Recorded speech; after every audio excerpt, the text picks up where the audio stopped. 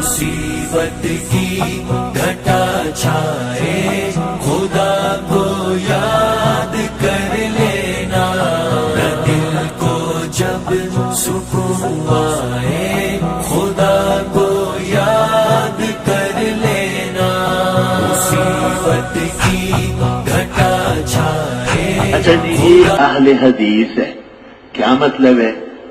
انہیں جتنا آپ دیکھنا چاہتے ہیں اس سے بھی زیادہ بڑا خبیث ہے۔ اس کا کام کیا ہے؟ ابو حنیفہ کو برا بلا فرمت، حدیثوں کا یہ کام تھا۔ آپ نے حدیثوں میں کہاں امت کے بزرگوں کو برا کہا ہے؟ اہل الحدیث تدریب الراوی جلد 2، اہل الحدیث کا احمد بن حنبل و یحیی بن معین و قتیبہ بن سعید، یہ اہل حدیث ہے، یعنی ائمۃ الحدیث کے معنی میں۔ اہل الحدیث امت کا نام کسی روایت میں نہیں، کہیں ثبوت نہیں اس کا، بلکہ ایک خطرہ ہے کہ ایک فرقہ ہے اس کا نام ہے اہل القرآن، وہ حدیث نہیں مانتا، منکر حدیث پرویز، یہ کہتے ہیں ہم اہل الحدیث ہیں، ہمیں ڈر لگتا ہے، اب کہتے تو نہیں، ڈر لگتا ہے کہ یہ قرآن کے منکر نہ ہو۔ میرے ساتھ حرم شریف میں ایک انہی کا آ گیا، کھڑا ہو گیا، جی السلام علیکم، میں نے کہا وعلیکم السلام، کہتے جی الٹا ہاتھ ملا دے، میں نے کہا آپ ایک ہاتھ کیوں ملا دے؟ کہا حدیث میں ایک ہاتھ کا ذکر ہے، میں نے کہا دائیں اور بائیں کا نہیں ہے، وہ قیاس ہے، پھر یہ بھی ایک ہاتھ تو ہے، چل۔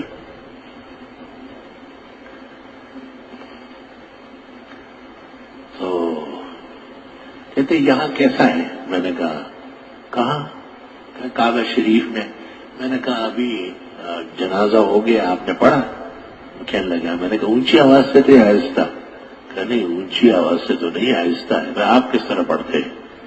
ہم تو اونچا پڑھتے ہیں۔ تو میں نے کہا مجھ سے پوچھتے کہ کیسا ہے، شرم نہیں آئی؟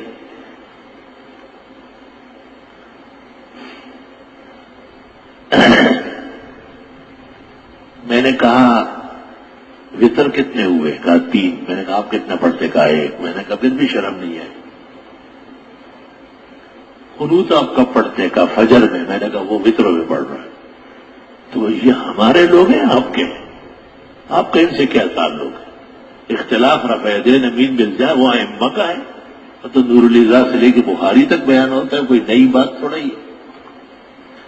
خیر جی،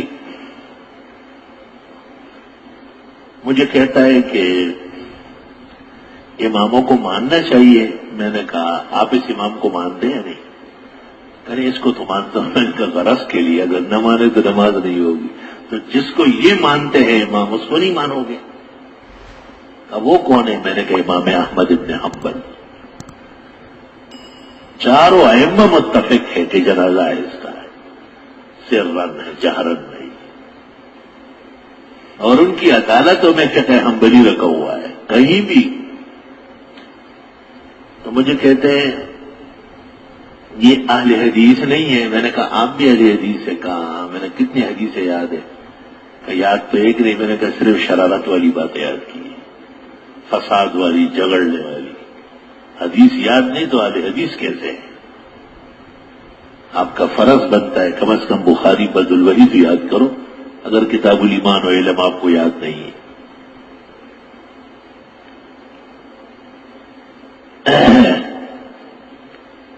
سینکڑوں مسائل ہیں جن میں ان کی اصلاح اور ہدایت ممکن ہے اگر ضد اور عناد چھوڑ دیں، ضد اور عناد چھوڑ دیں۔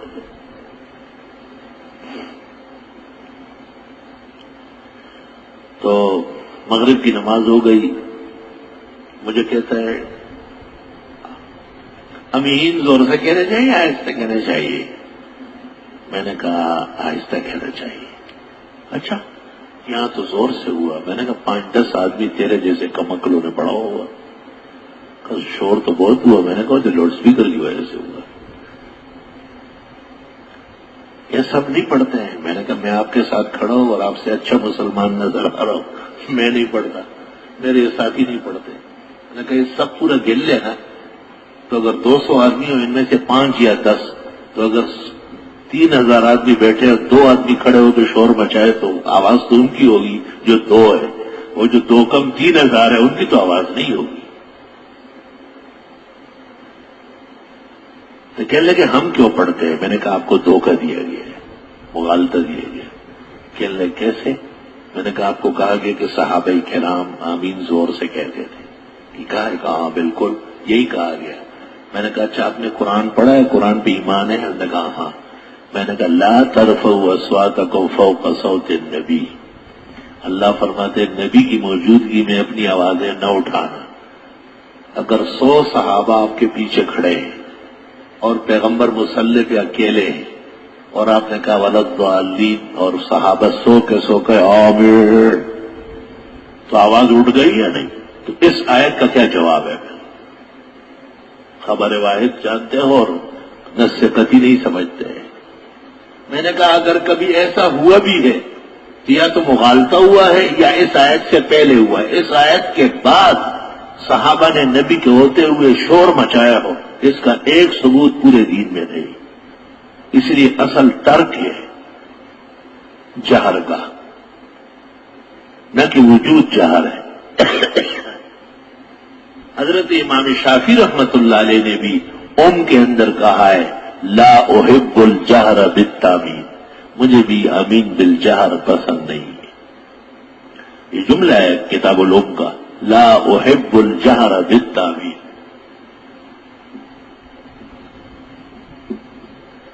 میں نے کہنے لگے کہ جی رفع کر سکتے ہیں. میں نے کہا پہلی تکبیر کے ساتھ. کہا نہیں ہر وقت. میں نے کہا دیکھو شیعہ لڑکا لگا ہوا ہے، شیعوں کے ہر وقت ایسا جب سلام پھیرتے ہیں تو پہلے ایسے ایسے کرتے ہیں تو سلام پھیرتے ہیں. دیکھو یہ آپ سے ہی بھی بڑھ گئے اور شروع آپ نے کیا ہے رکو جاتے وقت، رکو سے آتے وقت اور سجدے میں جاتے وقت. کہیں کرتے ہیں کہیں نہیں کرتے. حدیث میں تو 6 جگہ آئی ہے، اتفاق ایک پر ہے، بقیہ متروک ہے یا مختلف ہی.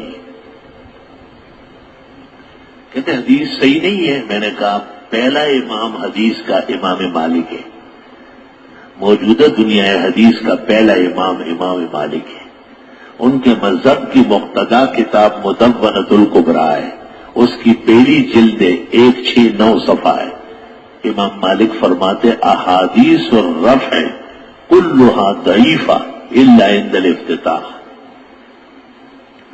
رفع دین کی پہلی تکبیر کے علاوہ تمام مقامات کا کہ احادیث ضعاف ہے، کمزور ہے، ناقابل عمل ہے. اس لیے مالکیہ کے یہاں رفع دین نہیں ہے نا، بالکل نہیں.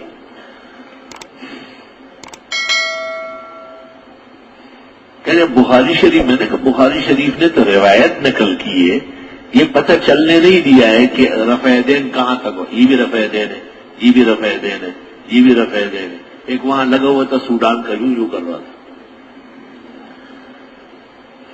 مجھے کہتے ہیں یہ ایسا کیوں کر رہا ہے؟ میں نے کہا یہ آپ کو دکھانے کے لیے کہ آپ سے بھی بڑا کرین دنیا میں ہوتا ہے. اب کرینوں کی بات ہو رہی تو یہ بڑا کرین ہے نا.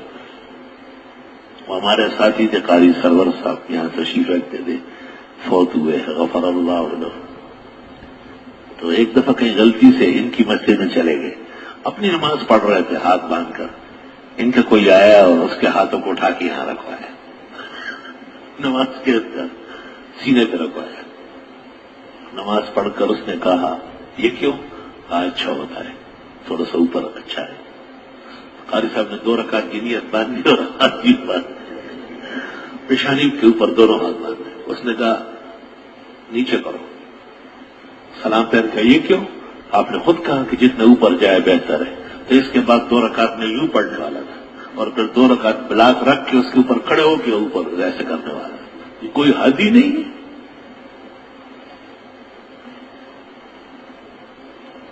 یہ دلیل اس بات کی ہے کہ یہ کوئی اہم مسئلہ نہیں ہے. پھر یہ کہ رفع دین فرض ہے، واجب ہے، سنت ہے، نفل ہے، مکروہ ہے. بظاہر تو مکروہ معلوم ہو رہا ہے کیونکہ محل نامعلوم ہے، طریقہ نامعلوم ہے، حکم کا پتہ ہی نہیں ہے. فضیلت کتنی ہے؟ چائے میں اگر مکھی گرے اور ہوتا دے اور پھر نکالے، اس کا تو مسئلہ ہے، فضیلت بھی ہے. لیکن رفع یدین کا کوئی ثواب کسی حدیث میں پیغمبر نے بیان نہیں کیا ہے، نہ حکم معلوم، نہ طریقہ معلوم، نہ ثواب معلوم، تو کس چیز کی دو امت کو لڑایا جا رہا تھا؟ وہ بہتر ترک ہے۔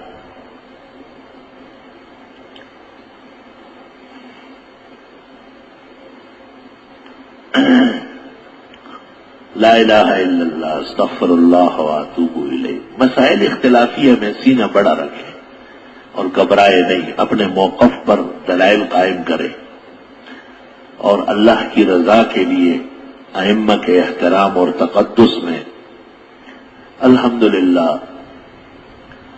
جتنے کاملین ہم نے دیکھے اور جن سے ہمیں استفادہ ہوا ہے، ان سب کی روشنی میں اللہ کے فضل و کرم سے حضرت اقدس امام الائمہ سراج الامہ الامام الاعظم ابو حنیفہ النعمان رحمہ اللہ تعالی کی فقہ قرآن کریم اور احادیث اور سنت کے سب سے زیادہ قریب ہے، سب سے زیادہ قریب۔ گھٹا چھائے خدا کو یاد کر لینا، دل کو جب سکون آئے خدا کو یاد کر لینا، کبھی